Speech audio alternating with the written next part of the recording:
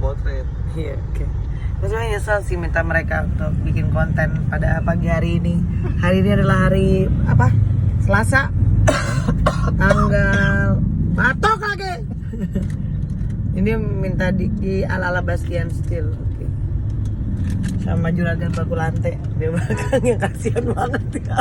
Lagi berokok. Jadi lagi ngebahas masalah ini nih guys. Sini lah. Repot banget kalau sama orang sosial media nih, bener. Aduh. Itu handphone gue gak seberapa loh, hati-hati. Jadi lagi ngebahas tentang gimana caranya sosial media. Mungkin ada yang kebingungan, udah beli follower tapi engagementnya nggak ada. Ya kita bahas. Jadi gimana sih sebenarnya? Follower beli. Follower masa beli sih ya. Ya, Upaya dong bikin konten dong kayak Tata. Konten ya. gua dongkrak awal gitu. Oh, iya. Gua dongkrak awal. Ini gimana cara belokinnya? Beli sama gue ya. Tuh. Lo belok kemana?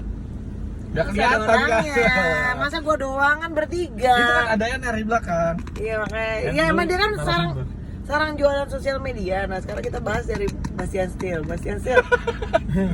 Lu kan banyak banget nih video-video porno. Enggak nih bercanda. Gimana ya caranya meningkatkan engagement sosial media gitu loh supaya follower bisa tumbuh tanpa kita beli gitu. Gampang sih, kita posting seputar selangkangan sama dada aja.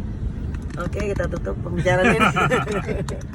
Bicara selangkangan sama dada gue gak ada yang menarik. Kan netizen kan seneng hal-hal yang berbau-bau sensasi sebenarnya. Media sosial itu kan cuma tempat buat mencaci maki, mencurahkan isi hati aja sebenarnya kan. Iya, tapi Nah, lo tinggal cari konten yang bisa mewadahi itu aja. mau ada itu aja. Kalau mau cepet ya.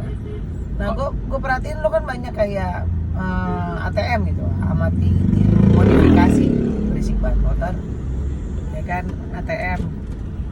Ini apa ke gue semua? Oh, iya.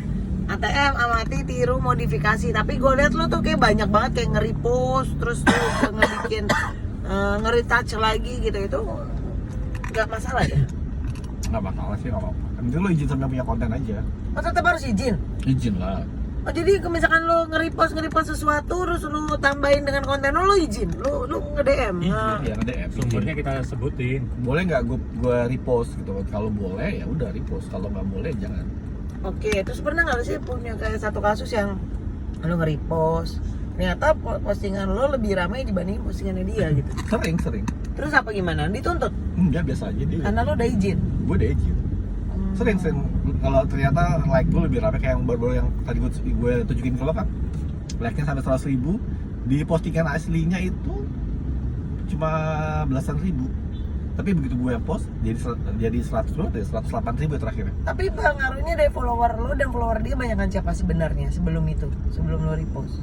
Aduh, gue nggak perhatiin deh. Nggak perhatiin Gue ya? nggak perhatiin. Tapi beberapa rata-rata followernya ada yang lebih banyakan gue, ada yang banyakan dia. Gitu. Jadi sebenarnya semakin lo juga harus aktif bersosial media ya, lo harus memperhatikan konten-konten yang lagi Iya. ramai juga gitu. Cuma kalau gue prinsipnya gini, kalau gue mau nge-repost konten dari Bolak-balik. konten dari akun lain, gue cari akun yang followernya lebih sedikit dari gue, supaya dan like-nya lebih sedikit. Jadi gue mengantisipasi kalau orang udah ngeliat itu. Oh, iya. Oke, Gitu. oke. Jadi gue mau orang kesannya nangkapnya baru lihat di gue, padahal gue ngambil dari yang lain. Gitu. Nah, gimana cara mencari konten-konten itu sih? Maksudnya gue tuh jarang banget bisa nemuin yang konten yang orang belum banyak lihat, tapi berpotensial untuk dilihat sebenarnya gitu. Nah, lo mesti gini,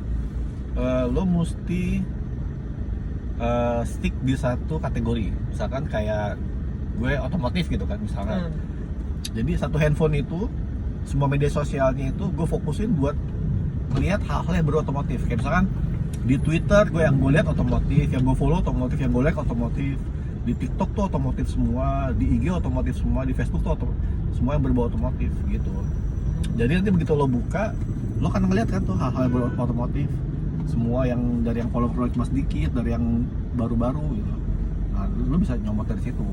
Oh, jadi intinya segmen lo harus jelasin dulu ya. Iya. Lo pengen segmennya ke arah mana, lebih fokusin ke sana supaya kebentuk tuh segmen yang sosial audiens media lo. media betul. Jadi lo lebih gampang cari konten karena kalau lo campur-campur misalnya lo di TikTok nyari tentang kosmetik, di IG lo nyari lucu-lucu, di Twitter lo nyari misalkan shit post apa otomotif lah atau apa gitu kan, itu nanti lo kecampur, susah, konten lo akan nyampur-nyampur. Makanya gue biasanya sedia beberapa gadget buat beberapa kategori, kayak misalkan gue lagi ada project buat kecantikan gitu kan, ya ada gue udah nyiapin satu gadget yang gue khusus buat searching kategori kecantikan. Jadi kalau lo masih ngambang-ngambang fokusnya mau ke arah mana, siapin banyak handphone aja. Lo cari aja tuh dari akun-akun itu, lo lebih intuit yang mana, sama lihat nih ternyata lo lebih bisa nge-build engagementnya di segmen apa gitu, supaya nantinya fokusnya di intinya sosial media lo udah kebentuk dan udah tahu apa yang mau cari gitu. Iya, tapi ya maksud gue disesuaikan juga sama konten media sosial lo ya. Kalau misalnya lo influencer, lo nobody, maksudnya lo pribadi gitu kan, ya kalau bisa sih ya apa sih namanya ya, konten original dari lo sendiri lah, jangan cuma tiru orang lain. Kecuali kan lo brand atau apa gitu kan, emang fokusnya lebih ke jualan gitu, nggak fokus ke konten, ya masih oke lah gitu untuk cari apa ya, untuk menambah rame konten kan. Karena kalau gue prinsipnya kalau lo mau rame lo harus banyak konten. Nah sedangkan produksi bikin banyak konten itu kan nggak gampang ya gitu. Daripada waktu lo habis buat bikin konten kan, lo melupakan jualan lo, mendingan lo nyomot aja konten dari yang lain. Jadi nggak masalah, as long itu tadi rulesnya. Lo mau Izin ATM boleh banget, tapi yang lo ambil kontennya lo harus izin atau apapun itu.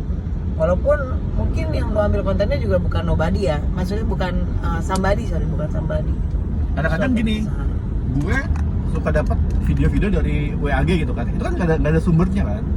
Kalau menarik gue post, kalau misalkan nggak ada yang komplain gue biarin. Tapi kalau misalkan gue udah pokoknya selama ini udah ada dua, kayak misalkan di satu IG komunitas gitu kan, itu udah ada 2 orang yang komplain apa namanya, kontennya gue post, gue nggak tahu itu punya dia, karena gue dapet dari WAG, langsung gue hapus. Nggak masalah, jadi ya walaupun itu ternyata udah banyak nih nge-view. Banyak, malah yang satu kemarin itu like-nya udah 10.000 kalau nggak salah. Tapi lo hapus. Like-nya udah 10.000, komennya udah 70-an, itu langsung gue hapus. Ya. Ini sebenarnya pas banget sama konsep hubungan toksik tuh. Ketika lo udah ngerasain ini bakal jadi toksik nih, udah hapus aja. Walaupun lo sebenarnya udah banyak kenangan, banyak memori gitu. Udah dapat keuntungan gitu kan, udah ikip sana ikip sini gitu. Apapun tetap konsepnya ke arah sana. Ya, dan dalam membangun manajemen, ibaratnya ini kan manajemen juga kan jatuhnya kan, manajemen lo posting dan lain-lain kan lo ada manajemen waktu, manajemen ini, Manajemen medsos lah. ya lo memang butuh orang ketiga kayak yang di belakang nih. Gak ngapa-ngapain ya kan, karena cuma buat jadi emoji aja. Ya, tapi mukanya bawa untung loh. Ya kan lumayan lo otaknya ya kan. Tadi kan baru dapat info kan di grup kan, cair 10 juta. Setelah itu transfer berhasil. Notif. Jadi kita ya, kalau lo pada nonton ini singkat, padat dan jelas, obrolan dalam mobil nggak nyampe 10 menit. Intinya tujuannya cuma itu doang. Kalau kita punya sosial media, jangan cuma posting aja ya lah, lu sama aja kayak galeri foto, jatuhnya kayak gue. Iya. Ya kan, jadi kalau bisa jadi keuntungan why not gitu. Dan udah mulai belajar memfokuskan mau ke arah mana sosial media lu, supaya lu nantinya tinggal posting masih udah ada yang like ya, bahkan datengin cuan. Dan Ini lo posting kalau emang lo tujuannya cari cuan, lo postingnya konsepnya kalau mau rame itu 3. Kalau nggak edukasi, entertaining, sensasi, udah itu aja. Dan konsisten tuh perlu ya. Perlu. Kayak gue, kalau biasanya gue di setiap medsos yang gue kelola, kayak misalnya di IG gitu kan, itu satu hari minim 15 postingan. Satu hari. Wow. 15 postingan. Oh, postingan. Wow. Oke. Ada satu medsos yang gue kelola dengan pola kayak gitu, dari Januari kemarin sampai per hari ini tuh udah 75.000 followernya. Sekarang itu rate kenaikan follower yang seminggu itu 10.000. Wow. Kan Dan kalau itu real ya, real orang. dan itu real orang. Real orang. Bukan bot. Iya, real orang. Kenapa gue bisa bilang itu real orang? Karena like-nya pun ada kenaikan. Sekarang rata-rata like per post gue itu udah di atas 20.000. Wow. Dalam satu postingan. Kayak gitu. Gila, keren banget. Ya, sekian lah obrolan kita hari ini. Nanti bakal lanjut lagi. Jadi kalau misalkan ada yang mau diajak nonton bareng begini boleh banget di dalam mobil. Nggak guna juga nggak masalah, kayak di belakang gitu duduk doang. Oke lah, ini kita ketemu di next content.